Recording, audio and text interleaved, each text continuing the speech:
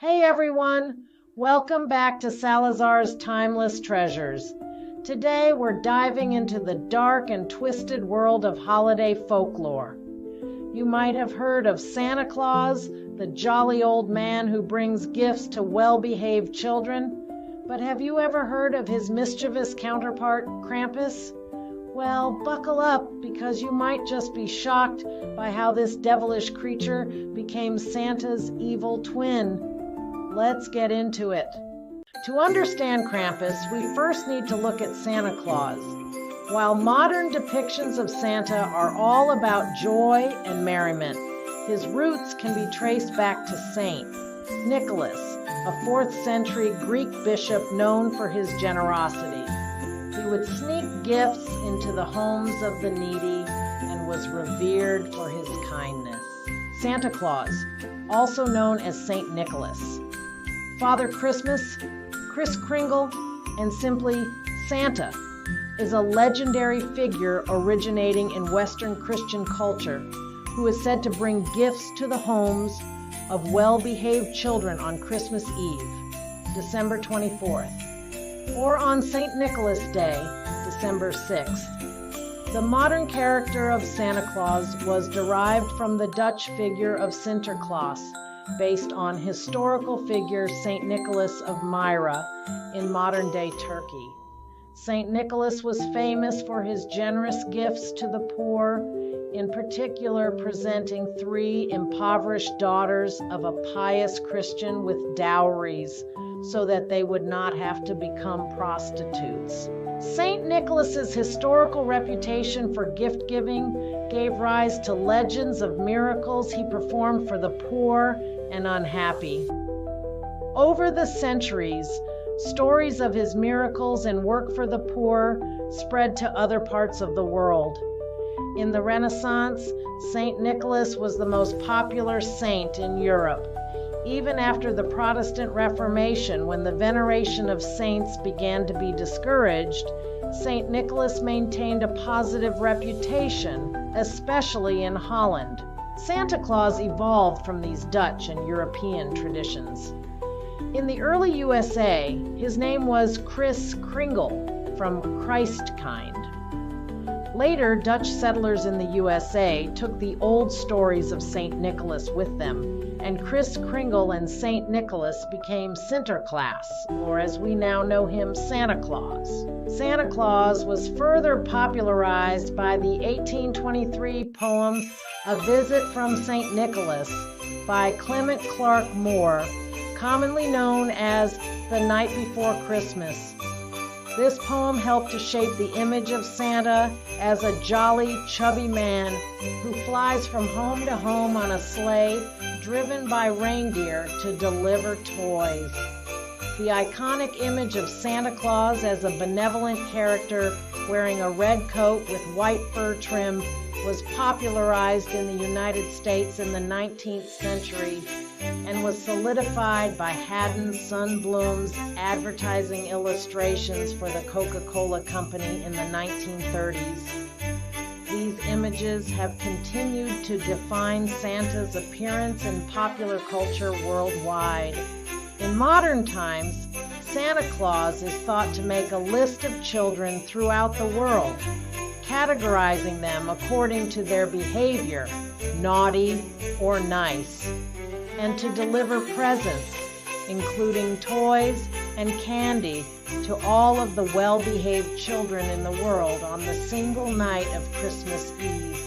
He accomplishes this feat with the aid of his elves, who make the toys in his workshop at the North Pole, and his reindeer, who pull his sleigh. This is where our story takes a dark turn. Enter Krampus, a half-goat, half-demon figure from Central European folklore. He wasn't interested in sugar and spice. Nope. He was the one who came for the children who misbehaved. Imagine the sight, this horned beast stomping through the snow, chains rattling, claws ready to take naughty kids back to his lair. Krampus's story begins in the Alpine regions of Europe, where winter nights were long and dark, and folklore filled the air. As the antithesis of Saint Nicholas, who rewards well-behaved children with gifts, Krampus would punish those who had been naughty. His role was to maintain moral order through fear. Krampus originated in the Alpine regions of Central Europe, particularly in countries like Austria, southern Germany, northern Italy, and parts of Switzerland, Slovenia, Hungary, and the Czech Republic. This mythical creature is part of traditional winter celebrations and rituals that date back to pre-Christian Alpine traditions and possibly relate to Germanic paganism's supernatural beings. The figure of Krampus is believed to be an ancient one, with his roots potentially reaching back to Norse mythology and the figure of the horned god of the witches, believed by some to be linked to the Norse god Loki. However, the modern incarnation of Krampus as it's recognized today, associated with Christmas and acting as a counterpart to Saint Nicholas, developed primarily in the medieval period, becoming widely recognized by the 17th century. Krampus's name, derived from the German word Krampen, meaning claw, perfectly reflects his terrifying demeanor.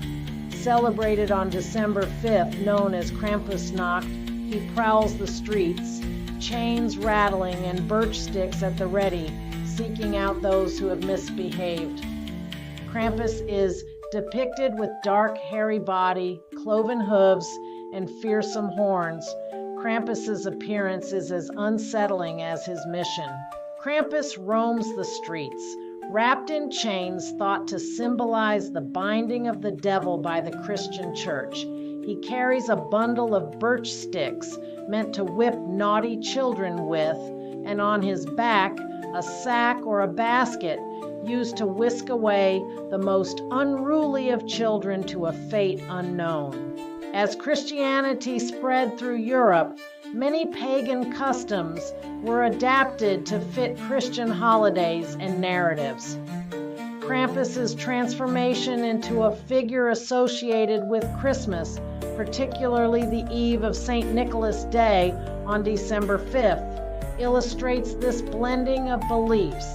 St. Nicholas, the patron saint of children and gift-giving, emerges in Christian folklore as a benevolent figure who visits homes to place gifts for good children.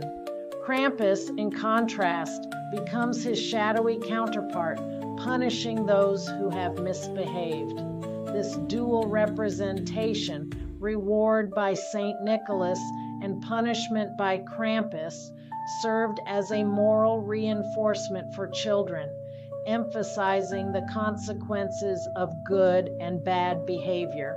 Over time, the figure of Krampus evolved within Alpine folklore and became a central character in annual winter festivals. These celebrations, including the Krampuslauf, Krampus Run, featured locals dressing up as Krampus, parading through streets, and engaging with community members in a manner that was both fearsome and playful.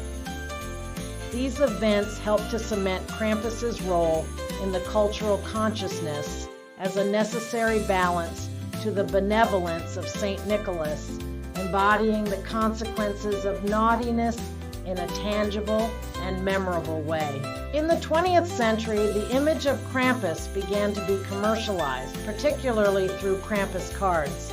As these cards spread throughout Europe and to other parts of the world, so too did the legend of Krampus. Modern media and entertainment have further explored and expanded his story, often portraying him as Santa Claus's darker counterpart in films, books, and television shows.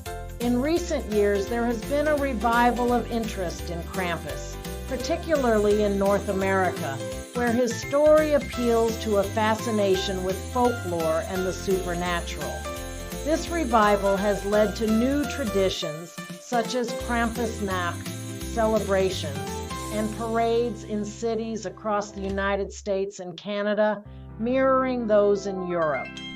This increased visibility has solidified Krampus's role as Santa's evil twin, a figure who adds a touch of fear to the festive season's usual cheerfulness. Think of it this way: while Santa rewards good behavior, Krampus punishes the naughty. Can you imagine lying in bed, hearing sleigh bells out your window? But instead of Santa, you look out to see Krampus creeping towards your house? Yikes, that would definitely keep me up at night. What a holiday twist. What do you think about Krampus versus Santa? Share your thoughts in the comments. And if you enjoyed this deep dive into holiday folklore, don't forget to like, share, and subscribe for more.